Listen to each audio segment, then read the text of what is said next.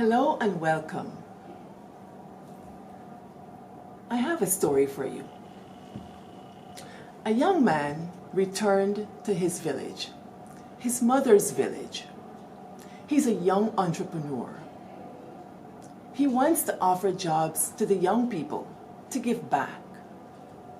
At that meeting, he asks, who has 5 subjects CXC, grades 1 and 2? Who has 6 subjects CXC, grades 1 and 2? 7. The majority of the young people had grades 3 and 4. He was sad. In fact, the young man wanted to cry.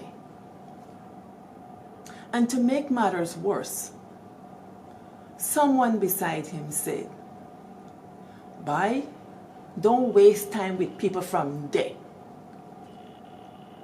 There, Buxton Village. People think they know Buxton, but they don't know Buxton. I'm Dr. Pauline Baird. I'm a woman from there, Buxton Village, in Guyana. I'm a cultural bearer. I tell the stories of Buxton, our family traditions, our whispered stories, and our hidden and practiced histories. I tell these stories so that we can talk about Buxton. I'm not interested in reductive stories or stories of deficit. I want to tell stories that inspire and uplift. What does story say? Let me talk story. When I was 10, I jumped through my grandmother's house window and ran away. Not how you think. You see, my cousin Leonie had a lot of these Nancy Drew and Hardy Boys books, and she used to go to town school. So she lent her books to a girl who went to the town school but lived in the village, and that girl lent the book to me. So I used to read Leonie's books, and one day I had one such book, but I had to return this book so that the girl from the village will take it back to her at the school in the city. But I couldn't get the time to go and return this book. And it came Sunday afternoon and I had to return this book. So what should I do? You see, in village, we have curfew. And curfew, you got to tell it by nature. We got a thing called 6 o'clock beat. 6 o'clock beat does make a sound. And when you see that sound start, every little girl picnic must be inside. Little girls have to be inside by the time the 6 o'clock bee makes sound. Now, 6 o'clock bee is not a bee, it's a cicada. And whether it's grinding its mandibles or whatever it is, that's the sound. It tells young people curfew. Now, it was almost time for the 6 o'clock bee, and I have to return this book. And my grandmother wouldn't let me. So, I guess what?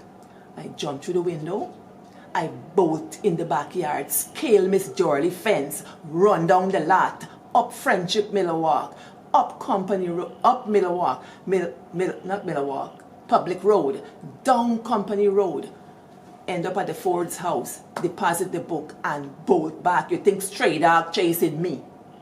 I run back up there, jump back through the window, back inside my grandmother, didn't know I left. Now, why would a girl from the village do that? You see, I had a passion for books and a passion for reading. I would read anything under the sun. But I remember distinctly when I first started to read, and that passion was stoked by my mother. See, my mother was the ultimate storyteller. You see, when she tell you Rumpelstiltskin's story, oh my goodness, if Rumpelstiltskin stomped, my mother stomped. If the character laughed, she laughed. If the character danced, she danced. She made it come alive.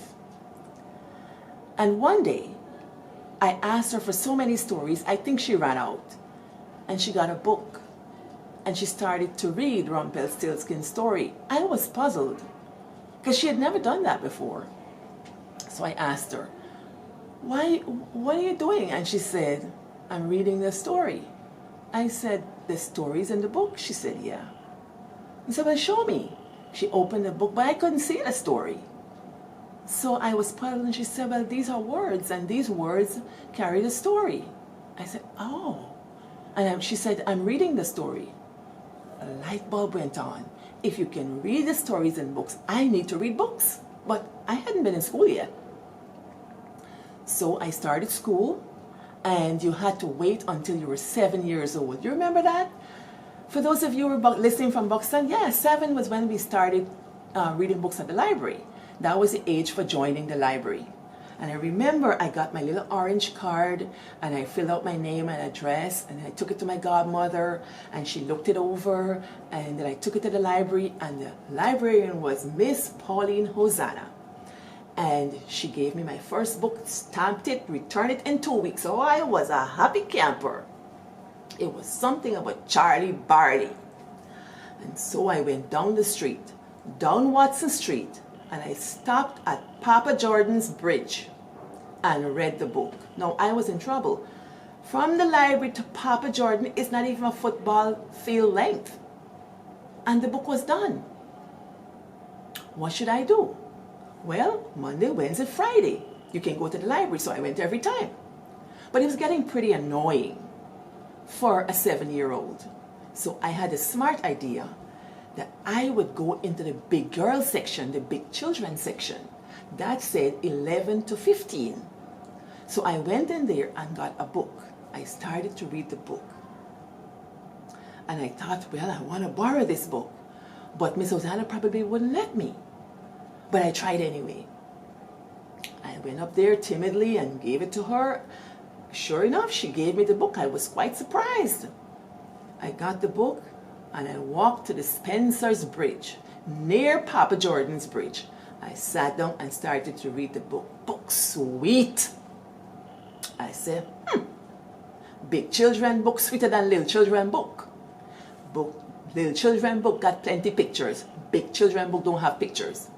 Big children book got chapters, and I wanted to read these chapter books. And soon enough, I was reading the chapters, and bam, big word came up. Bam, more big words. Sentence. I can't understand the sentences. I can't understand the words. But I persevered.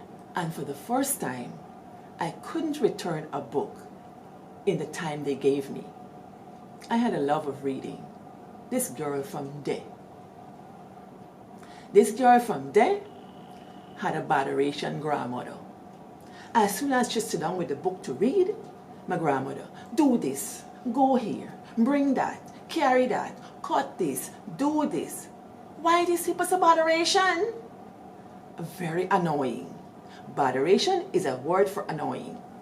So I had a smart idea.